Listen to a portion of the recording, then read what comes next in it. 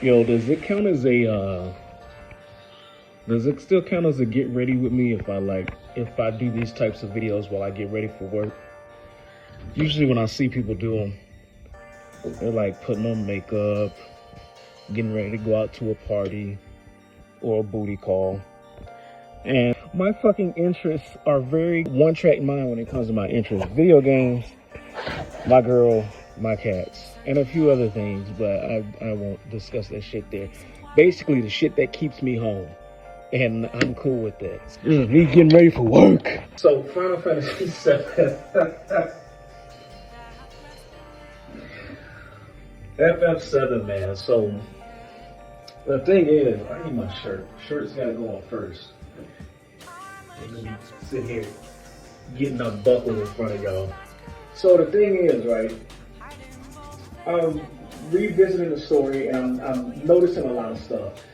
And in the stuff that I'm noticing in Final Fantasy VII, I'm just kind of putting like story pieces together and trying to prepare myself for what is to come when it comes to Rebirth. And so one of the things I noticed is not really something that really ties anything together in essence. The thing I just noticed is that Avalanche is fucking radical as shit. Yes, Avalanche, the team that Barrett and Cloud and Tifa and all your favorite Final Fantasy VII characters become a part of after the first disc of the original game, and then after this first remake, whatever they're trying to call it, right?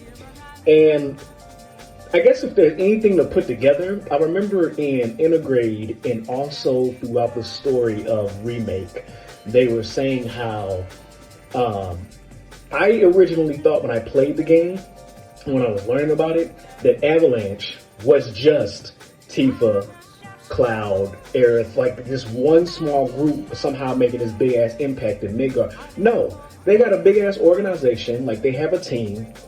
And when I played through the first time, I was so enthralled by the action and shit like that. There was shit that I missed, like the timeline cross with Zack and Cloud and the references and stuff like that. So when I played through it again, I was like, oh, they actually have a big organization, and they talk about how Barrett and all them, their cell, because Barrett's like their own little team, they got pushed off from the rest of Avalanche. And the reason was, they didn't specifically state why.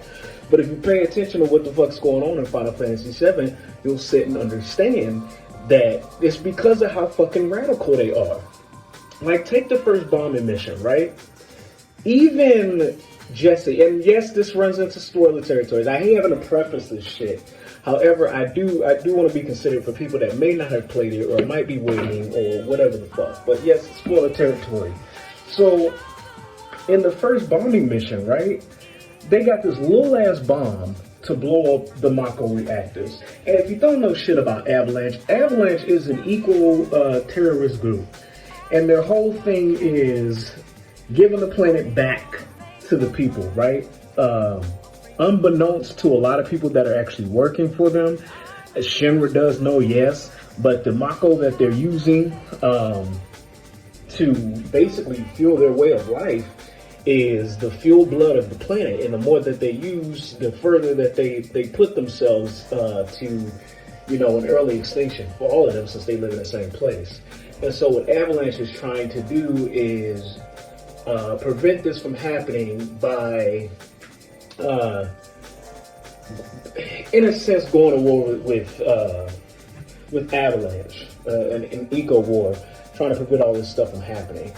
So on the first bombing mission, right, if Barrett and them understand, this is what I'm trying to get to while I'm fumbling over my shit. If Barrett and them have the understanding that Mako is tied to not only the planet, but because of how Shinra is using it and has been using it for the past however many goddamn years, it helps people live, right? It's almost like the electricity in our house. The Mako for them is like electricity and technology and shit. Like, it powers everything. So if Barrett and them are under the understanding of this, I'm trying to figure out what the fuck he was trying to accomplish by blowing up the reactor. And granted, yes, I know it's a video game. They need plot, they need story, and it's a rather good one. and how they tell it. However, if you would actually this is like one of those what would you do, but it's not asking you, it's just trying to make you think. Like, what the hell was Barrett trying to accomplish? Because if he blows up the reactor, that shuts off power, that shuts off the fuel source, everything from whatever sector that reactor's in, right?